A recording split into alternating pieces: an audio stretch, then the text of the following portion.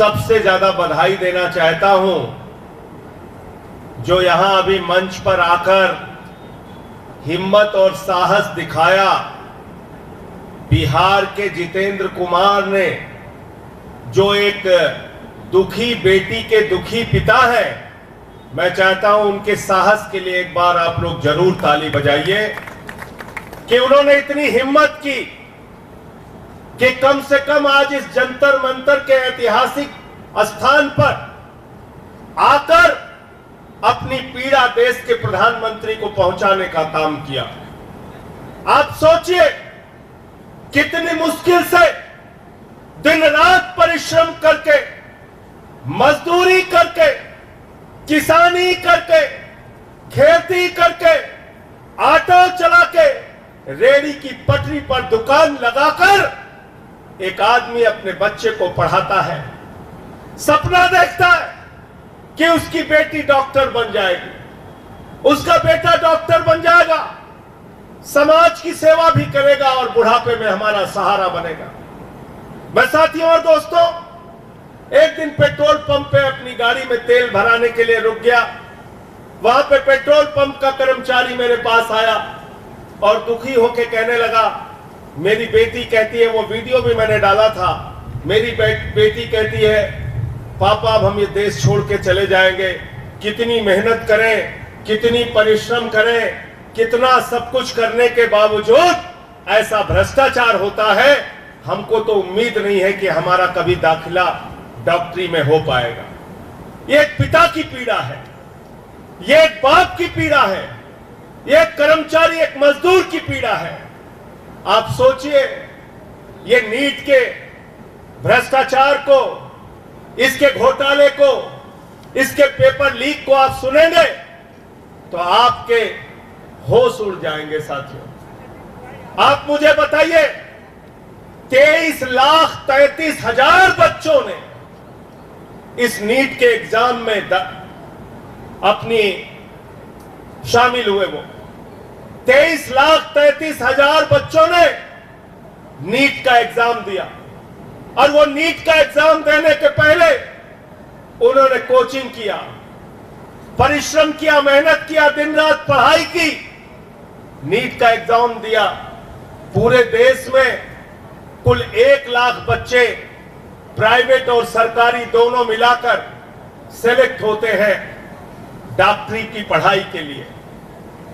और आपको जान के हैरानी होगी, 67 बच्चों का 720 अंक आ गया।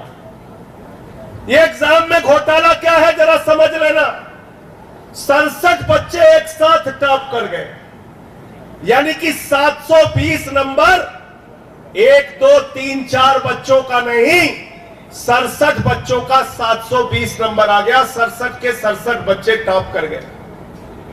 लोग हैरान हुए, ये कैसे हो सकता है? 67 बच्चों का एक साथ टॉप कैसे कर गए? फिर और जांच हुई तो पता चला एक ही कोचिंग सेंटर के 6 बच्चे जिनको 720 अंक मिला, 6 के 6 टॉप कर गए। फिर और पता चला और जानकारी मिली तो गुजरात की एक लड़की है, उसको फिजिक्स में मिला 1 नंबर। मीडिया वाले भी ध्यान से सुन ले, उस लड़की को मिला, उस छात्रा को मिला फिजिक्स के एग्जाम में 1 नंबर। लेकिन नीट के एग्जाम में, जो इतना कठिन एग्जाम होता है, इतनी कठिन परीक्षा होती है, उसमें 720 अंक मिल गया। 720 अंक मिल गया। ये नीट का एग्जाम मोदी सरकार का भ्रष्टाचार है। ये नीट का एग्जाम मोदी सरकार के पेपर लीक का घोटाला है। ये नीट का एग्जाम शिक्षा मंत्रालय के अधीन आने वाले एनटीए के अधिकारियों और राज्य सरकारों में जहां जहां बीजेपी की सरकारें हैं, ज्यादातर उन लोगों ने मिलकर इस देश के लाखों बच्चों के साथ, करोड़ों लोगों के साथ, उनकी जिंदगी और उनके भविष्य के साथ खिलवाड़ किया है। इसलिए ये नीट का एग्जाम पूरी तरीके से रद्द होना चाहिए और फिर से एग्जाम कराया जाना चाहिए। ये हम लोगों की मांग है। नीट का एग्जाम पूरी तरीके से रद्द करो। और इसमें घोटाला क्या है आपको मालूम है? ये नीट की परीक्षा का रिजल्ट जो आना था, ये आना था 4 जून को, 14 जून को। 14 जून को परीक्षा का रिजल्ट आना था। आया किस दिन? किस दिन आ गया? 4 जून को रिजल्ट आ गया। क्यों रिजल्ट आ गया? क्योंकि ये मीडिया वाले सारे ये लगे रहेंगे, हाँ जी मोदी जी इतने सीट आ गई, ये इतने जीत गए, प्रधानमंत्री बन गए, सुपर प्रधानमंत्री बन गए, ये जीत गए, ये जीत गए, ये जीत गए।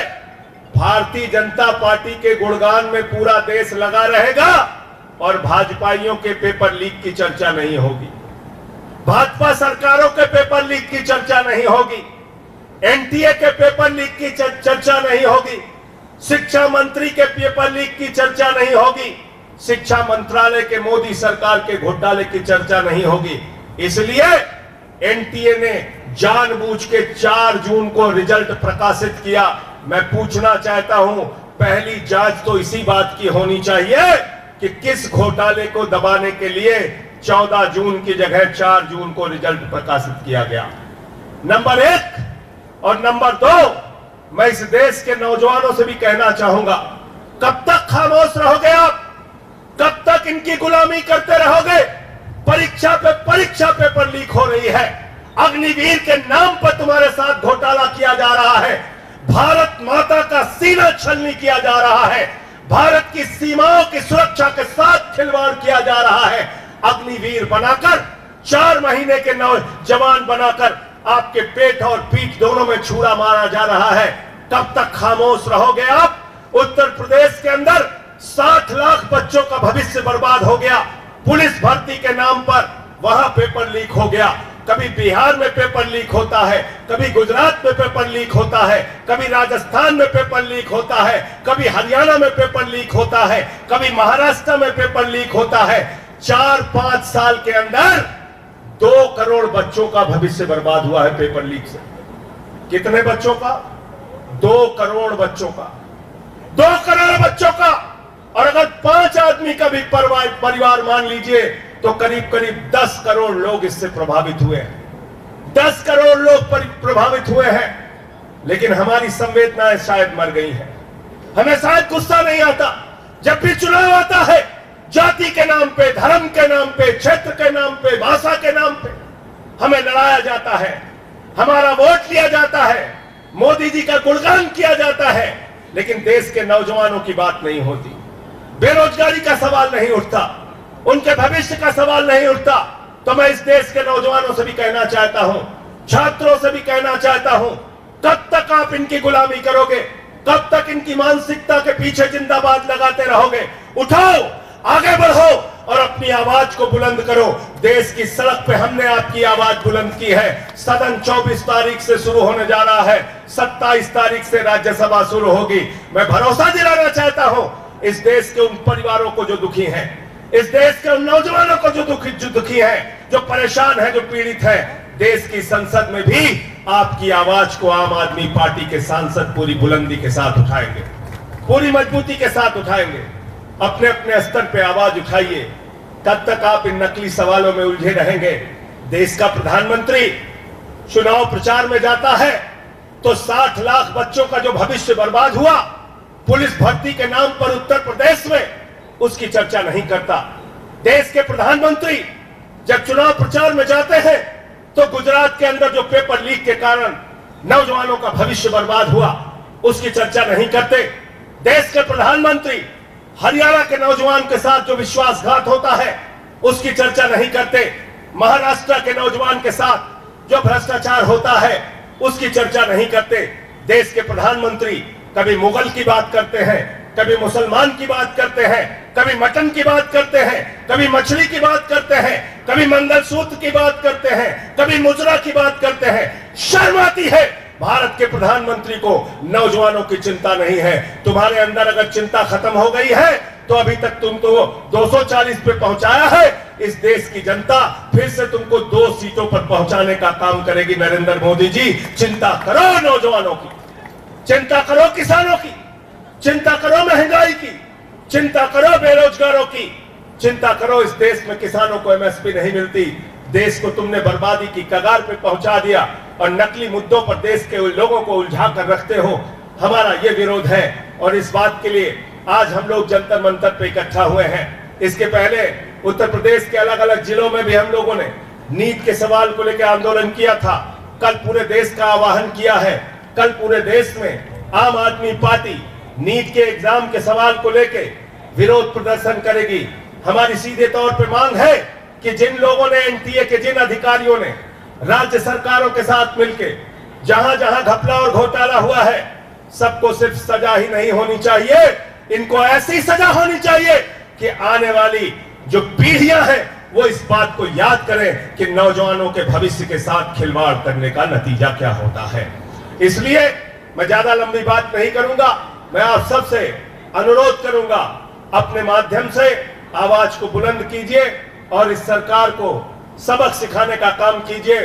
आवाज उठाइए शिक्षा मंत्री के खिलाफ, नरेंद्र मोदी के खिलाफ, एनटीए के खिलाफ, राज्य सरकारों के खिलाफ, जहां जहां भी भ्रष्टाचार हुआ, पेपर लीक हुआ और आपकी जिंदगी के साथ खिलवाड़ हुआ। बहुत बहुत शुक्रिया, बहुत बहुत धन्यवाद।